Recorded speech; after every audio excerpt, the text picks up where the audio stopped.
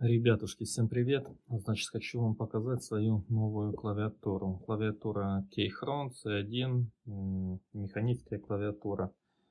Так, какая тут еще лейба есть? Это клавиатура с украинской маркировочкой, да, потому что вот, если посмотреть на упаковку, тут только английских букв нет кириллицы. Ну, тут есть такая наклеечка, поэтому все окей. Так, давайте ее осмотрим. В принципе, тут больше ничего толком не написано. А ну, на нижнюю крышку. Угу. Сейчас покажу вам. В общем, что тут еще видно? То, что она подходит под Mac и Windows, видим, да? И что это свечи, механические, оптические, там какие-то свечи. Ну, в принципе, я в этом не разбираюсь, но какая разница. Далее, упаковочка, видим, да? Клавиатура даже идет в комплекте, упакована таким поролончиком транспортировочным. Откладываем его в сторону. Вот, собственно, сама клавиатура. Так, тут какая-то макулатура. Ага, тут небольшая инструкция по замене клавиш, если вы там Windows меняете на Mac, ну, то есть Apple и так далее и тому подобное. В общем, и есть небольшая инструкция для вот этих вот, ну, специальных клавиш. Так, инструкция на английском и, наверное, корейском языке, может, китайском, ну, наверное, китайском. Так, в комплекте идут еще клавиши. По умолчанию она выставлена клавиши под Windows, тут клавиши под Apple, да, ноутбуке. Ложим сюда. Да, также был в комплекте шнур вот этот вот Type-C. То есть она проводная, подключается по кабелю. Кстати, подключается у меня сейчас на ноутбуке в разъем Type-C.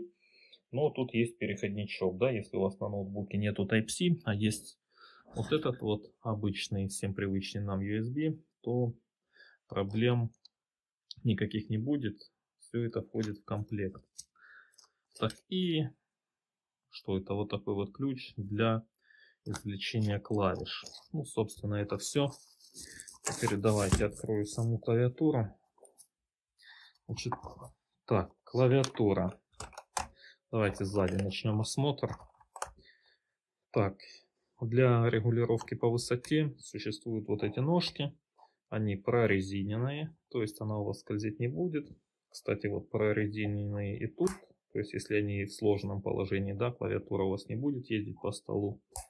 И смотрите, эти ножки в двух положениях. То есть вот на такую высоту и вот еще, да. То есть можно сказать 3 уровня регулировки. То есть на полную высоту, вообще без высоты и какое-то среднее положение.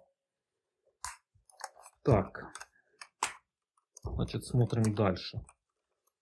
Вот это разъем для подключения кабеля и, собственно, вот переключение с Windows на Macintosh. Кстати, никогда не пользовался Macintosh, но вдруг на будущее буду, да. А так как у меня ноутбуки всегда на подставках, то я пользуюсь внешними клавиатурами. Так, давайте это отложим. В принципе, можно подключить. Подключили. Так, услышали звук. И вот, собственно, видим, есть индикатор Windows. Если я переключаю, так, то вот он, клавиатура под Macintosh. Так, теперь смотрите, почему брал такой формат клавиатуры, то есть она полноразмерная, да, только отсутствует вот этот цифровой блок. Потому что есть тоже, это у меня формат 87 клавиш, есть чуть больше, когда вот эти клавиши как-то Home End, они вот так вот в ряд выстроены, да, и вот эти смещены слева. Я брал именно такую, но мне это важно, да, я привык Home End вот здесь использовать, Page Up, Page Down ниже, да, но не так, как они идут там на ноутбуках, то есть они где-то вот здесь спрятаны, вот здесь, ну и так далее и тому подобное. Так, давайте покажу вам, как вот этим ключом пользоваться. Так, где он?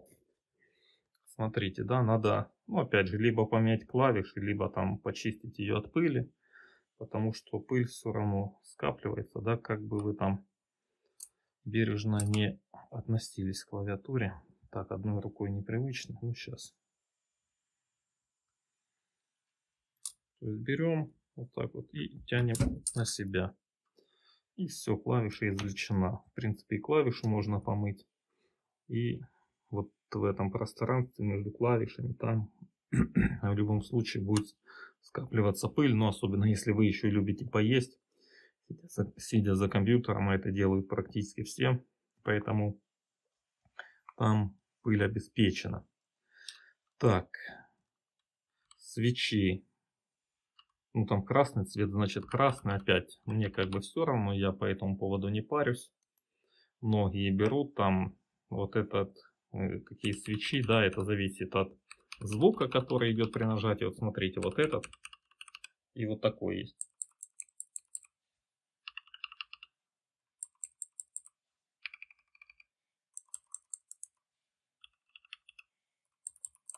Так, ну я надеюсь, вам было слышно. Ну, кроме звука, тут еще есть некоторая там сила нажатия. Но опять, это кому как нравится, но я считаю, это дело привычки. Да, там неделю посидите, за ней привыкните, и вам будет достаточно комфортно.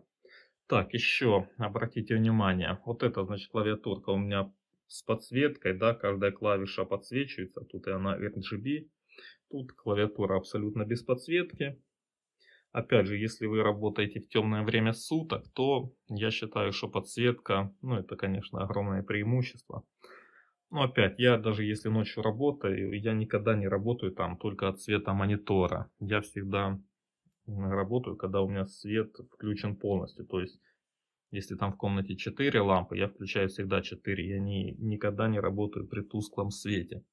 Опять же, влияет на глаза и на все остальное. Так, значит, смотрите, два индикатора на Windows Mac и один индикатор только Caps Lock. Ну, большие и маленькие буквы.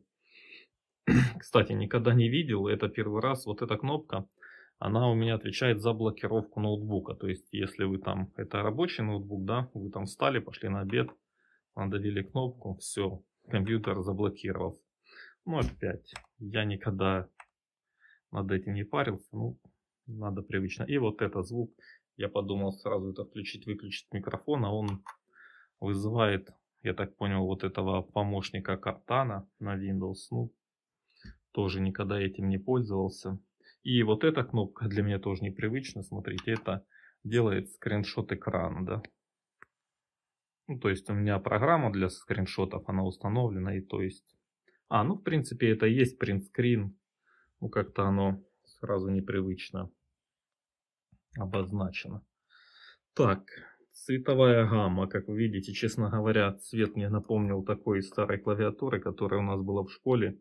Такие серенькие советские клавиатуры. Ну, в принципе, мне это не важно абсолютно, какой цвет. Посмотрел, да и все. Навес такая тяжеленькая, увесистая. Ну, по-моему, это корпус не алюминий, там не металл, пластик. Ну, из-за вот этих свечей она тяжеленькая. В общем, нормально. Да, что еще хочу сказать про вот эту вот компанию, которая делает Keychron. Они чисто специализируются на клавиатурах. То есть это, да, там не Logitech, которые мышки, клавиатуры, в общем, все для геймеров, все подряд делают. Эти чисто на клавиатурах специализируются. Но опять же, кто-то скажет, это круто, значит качество, а кто-то скажет наоборот, да. Даже клавиатуры не могут сделать нормально и остальное ничего не делают. Ну, такое. Так, собственно, это все, что я хотел вам сказать. Ставьте лайки, подписывайтесь, там пишите свое мнение. Нравятся ли вам такие клавиатуры, нет. Опять же, да, многим важно, чтобы она была беспроводная. Ну, я считаю, это излишне, так как я беру ее для работы, да, и всегда сижу рядом с монитором. Это если вы берете клавиатуру там для Smart TV, то есть вы сидите на диване, а от вас монитор, телевизор метра 2-3 находится, тогда да, как бы этот кабель вам будет мешать. надо брать беспроводную. В моем случае это как бы не важно. Ну и плюс в самый неподходящий момент батарейки разряжаются, их под рукой никогда рядом нет. А с кабелем все просто и надежно. Ну вот такой вот обзор у меня получился. Ставьте лайки, подписывайтесь. Всем пока.